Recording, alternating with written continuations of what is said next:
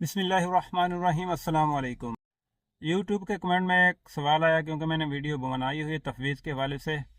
तो वहाँ पर सवाल आया कि कोई भी बंदा अगर तफवीज़ बनाता है, गाड़ी उसके भाई के नाम है या किसी के नाम है, और बंदा छुट्टी चला जाता है जिसके नाम गाड़ी है, और पीछे जो जिसके नाम तफवीज़ बनी हुई गाड़ी साहब वो चला रहा है, उससे एक्सीडेंट हो जाता है। तो मैं आपको वो सवाल करते हैं कि अभी जो अकाउंट नंबर है, आईबान नंबर, वो किसका लगेगा, नजम क्या पूछेगी, रुख्सा किसका देना होगा। तो मैं अपना पर्सनल एक्सपीरियंस आपसे शेयर करता हूँ। तो यहाँ पर डरने की कोई बात नहीं है, ठीक है ना। मेरे भी भाई की गाड़ी मेरे नाम पे, तफी से भाई छुट्टी चला गया तो मैं चला रहा था, तो मेरा तो भी एक्सीडेंट, यानी कि पीछे से सऊदी ने लगा दी थी।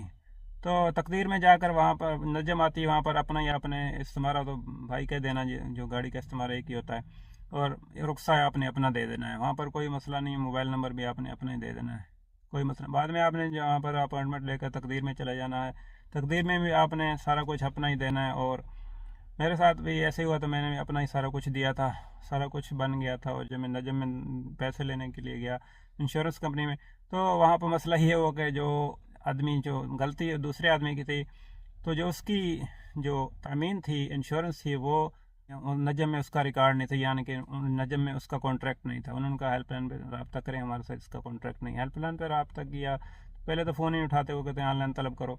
ऑनलाइन भी वो सारा सिस्टम उन्होंने ख़राब किया। तो यहाँ पर डरने की कोई बात नहीं है, जिसके फीस यानी कि मरूर की तरफ से होती है, खुद हाथ से थोड़ी लिखता है। कुछ भी हो जाए, आपने डरना नहीं है, इसमें अपना ही सारा कुछ देना है, कोई मसला नहीं होगा इंशाल्लाह।